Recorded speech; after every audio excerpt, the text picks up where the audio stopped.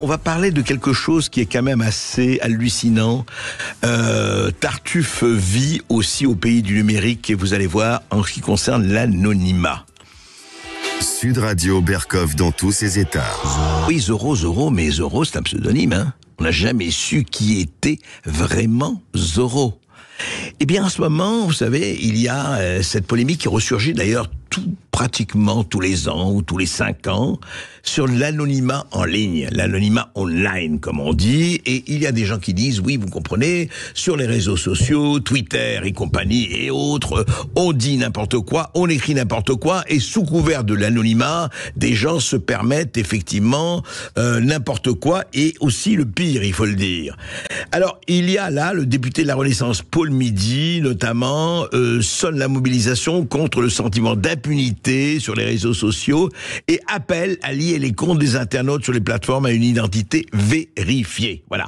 Dans une tribune signée par une coalition de 125 députés de la majorité, dont Olivier Véran, Clément Beaune, Damien Abad ou Carl Olive, publiée dimanche dernier par la Tribune, le député de l'Essonne, également rapporteur du projet de loi numérique, réclame l'interdiction de l'anonymat vis-à-vis des autorités lorsqu'un crime ou un délit est commis en ligne.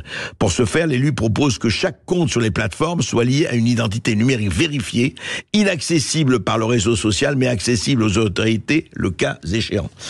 Mais je vais vous dire, c'est le cas, évidemment. Alors, qu'est-ce que ça veut dire? On peut dire, après tout, c'est vrai, s'il y a des appels à la haine, ou des appels au meurtre, ou des appels au racisme, ou des appels à la discrimination, il est évident que les lois existent, il faut remonter, effectivement, à l'identité de la personne. Sauf que, deux choses. D'abord, aujourd'hui, les lois existantes, et on me corrigera si je me trompe, mais j'ai consulté un certain nombre de spécialistes, effectivement, des réseaux et d'Internet. On peut, par VPN, on peut remonter à la personne. Donc, effectivement, et la sanctionner. Mais ce qu'on ne voit pas, et ce que, effectivement, peut cacher une loi de ce genre, c'est autre chose. Et qui est aussi grave au moins. C'est que vous savez, beaucoup de gens vous disent des choses, rapportent des choses. Et effectivement, s'ils sont au travail, dans l'entreprise et compagnie, comment voulez-vous? Moi, je sais, je suis pas le seul. Si je fais des tweets, je signe de mon nom. Et on est un certain nombre.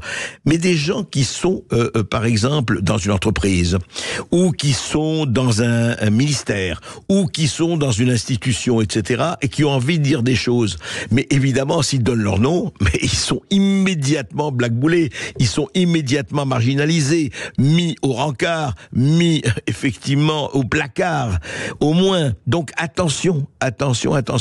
Ça ne veut pas dire qu'il faut encourager la dénonciation, mais il y a un certain nombre d'affaires, et on le sait très très bien, et les juges et les policiers reçoivent combien de lettres anonymes qu'ils vérifient. Mais si c'était pas anonyme, si les gens disaient leur nom, mais ils seraient effectivement soit sanctionnés, mais de manière extrêmement forte, dans leurs moyens de vivre et dans leur manière d'exister, par leur patron ou leur chef ou leur autorité. Donc voilà, attention à cette histoire de... Moi je suis pour qu'effectivement on donne son identité, mais attention à ne pas noyer les gens qui ont des choses à dire avec l'eau du bain de la transparence. Parce que à ce moment-là, la transparence devient l'instrument des puissants et de ceux qui peuvent se défendre et pas de ceux qui ne peuvent pas effectivement se défendre. Donc attention, l'anonymat c'est un couteau, effectivement, c'est la langue de Zopp, hein, le meilleur et le pire.